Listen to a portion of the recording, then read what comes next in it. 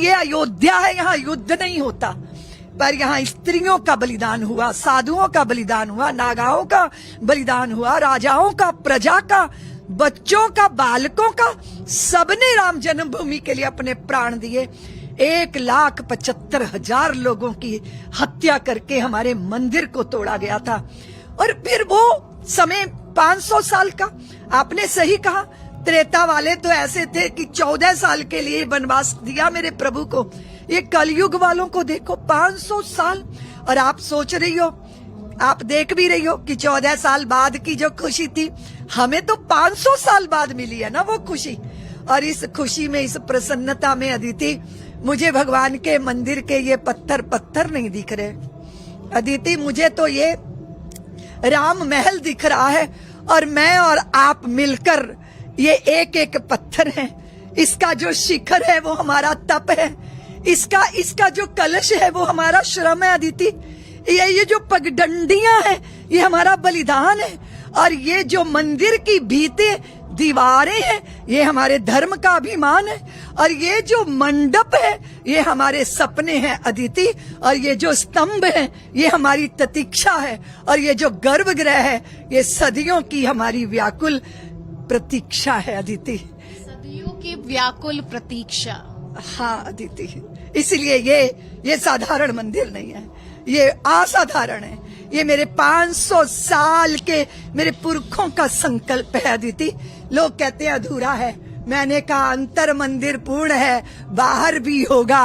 और धर्म द्वेषी का घमंड अंड अब चूर्ण होगा, क्योंकि इस तरह की बातें, इस तरह की चीजें, इस तरह का माहौल इस देश के अंदर आजादी के बाद से जो बहुत श्रद्धा, प्रेम, सौहार्द से सनातनियों को सौंप देना चाहिए था, उसके लिए भी संघर्ष करना पड़ा, न्यायालय की प्रक्रिया से गुजरना पड़ा।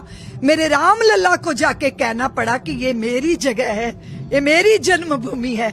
इतनी उदारता नहीं दिखाई गई कि भाई हम भूल गए 30,000 को, हम भूल गए बाकियों को, लेकिन जो हमारे आराध्यों के जन्म स्थान है वो तो सौहार्द से लौटा दो। माँ के टुकड़े देखे हैं हमने अदिति, धर्म के नाम पर उन्होंने कहा हम इनके साथ नहीं रह सकते। कौन संतान होगी जो अपनी माँ की भुजा काट के दे देगी? हमने वो दुख झेला है, हमने वो प्रताड़ना, वो पीड़ा आज भी हमारे हृदयों में है, क्योंकि हम अपने देश को मातृभूमि का टुकड़ा नहीं मानते। ये चिन्मयी सत्ता है, ये माँ भारती है जिनकी हम आराधना करते हैं अदिति। और आसन पे, सिंहासन पे बैठे हो या शैया पे लेटे हो, नीचे उतरने से पहले माँ को प्रणाम करते हैं। समुद्र वसने देवी पर्वत स्तन मंडले विष्णु पत्नी नमस्तुभ्यम पाद स्पर्शम क्षमस्व में माँ हमारी धृष्टता क्षमा कर देना। ऐसी संवेदनशील संस्कृति की ऐसी उपेक्षा अदिति, अपने घर में शरणार्थी होकर जीने का दुख क्या होता है हम भारतीयों से पूछा जाना चाहिए। लोग आतंकवाद से अभी जूझ रहे हैं, पर हमने तो सदियां बिता दी इसको झेलते झेलते।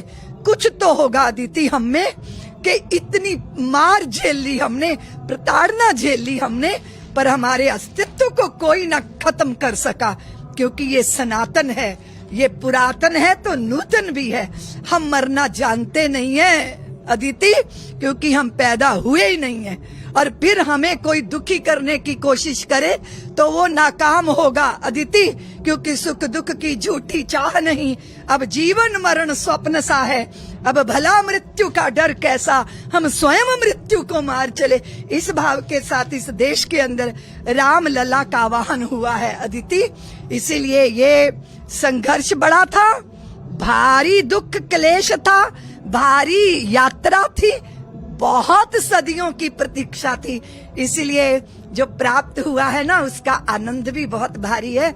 बिल्कुल ऐसा ही है अदिति कि गूंगा गुड़ खा ले पर बता ना पाए कि स्वाद कैसा है, ऐसा अनुभव है हम सनातनियों का।